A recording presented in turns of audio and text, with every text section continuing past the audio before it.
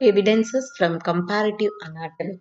Okay, so the comparative study of morphology and anatomy of animals, it shows they possess a common ancestor. Here you can see the wings of a bird, as well as this bat wing and whale, the flippers they use, and the animals like horse, okay, cow they use, and the hands of the human being. All these are the forelimbs of various vertebrates. So you can see this colored structure inside the bones. All are similar in all the vertebrates. We'll discuss, and all these resemblance it shows. It is an example for homologous organ, and they belong to same common ancestor. Same common ancestor they belong to. Okay. First, we'll see about homologous organ. What is the meaning for this? Evidences from comparative anatomy, I said. What are the relationship or similarities in structure between the organisms? It is considered as the indicators of the relationship. So, in various ways, we are going to see the relationship between various organisms, homologous organs, analogous organ, vestigial organs, connecting links, and atavism or atavistic organs. First, I'll say about what is homologous organ.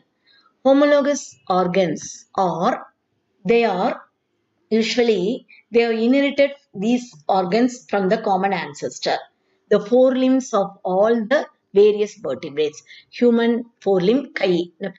So this is the shoulder region, and you can see humerus, radius, this yellow color is radius, ulna, and this is carpals, metacarpals, and phalanges. All these are the various bones present in our forelimb, okay, in our hands. Okay. Now you can see in various other animals like a dog, a horse, okay, bat. Okay. You can see birds as well as whale or seal. Seal is a aquatic animal. So the forelimbs are modified as flippers to swim. Okay, so all these bones, you can see here humerus, radius, ulna, carpal, metacarpal, phalanges, all are having similar in origin. Okay, similar in structure, but these are performing different function. For us, hands are useful for taking, writing, and doing some other things. But for dog and horse, they are useful for running, burrowing, various purposes. In bat, it is modified as wings. In birds, also modified as wings. And seal or whale, you can see it act as flippers. For swimming, it is useful.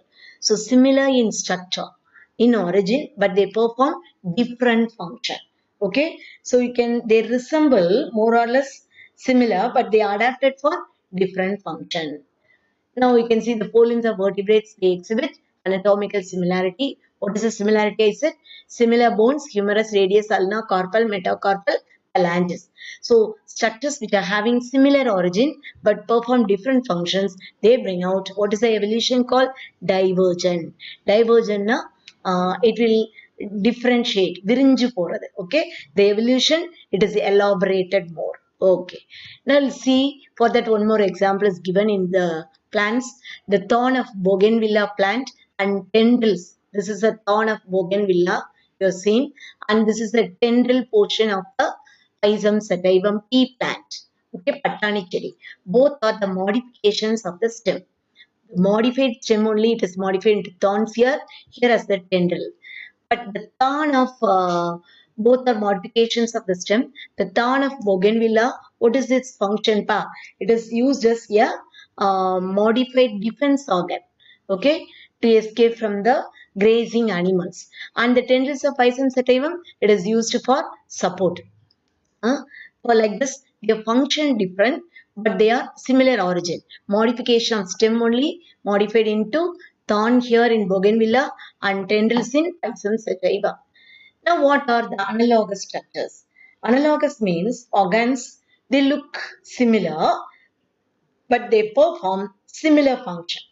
So here you can see this is the wings of a bird, and this is the wings of an insect, butterfly wings. It is a membranous structure. Here you can see bones are present inside. The wings of birds and insects are different structures, but perform the same function. And that is, what is the same function? Flight, the flyover. It brings out, what is the evolution? It will bring out conversion. குறுகி காணப்படும். So convergent evolution. Organs having different structural pattern but similar function. It is called analogous structure and bring out convergent evolution. So birds and insect wings are analogous structures, okay, but they have different evolutionary origin. This is an invertebrate insect and this is a vertebrate bird, okay. So here they possess in the bones, here no such bones in the invertebrate like insect wing. And one more example, you can see the dolphin, flippers of the dolphin and the penguin, the flippers of the dolphin and the wings of the penguin. Both differ in their structure, but in origin and structure they differ. But what is the function of this flippers of the dolphin as well as this one, that is the penguin wings of the penguin, is mainly for what is the function? For swimming. It is helpful. And one more example, this is a normal potato and this is sweet potato, and both are they store starch food in their uh, in this part, but potato is a modified stem and sweet potato is a modified root, okay. Potato, sweet potato, both are underground and store the starch. Potato is a modified stem and this is modified root sweet potato. So what is the analogous structures? They are having analogous means that is they bring out similar function but differ in their structure. Okay. Now we'll see about the third one is vestigial organs. What are vestigial organs? Structures which are having no use for processing but not necessary for us survivors. And still we are possessing such characters because we are inherited such characters and organs from our ancestor.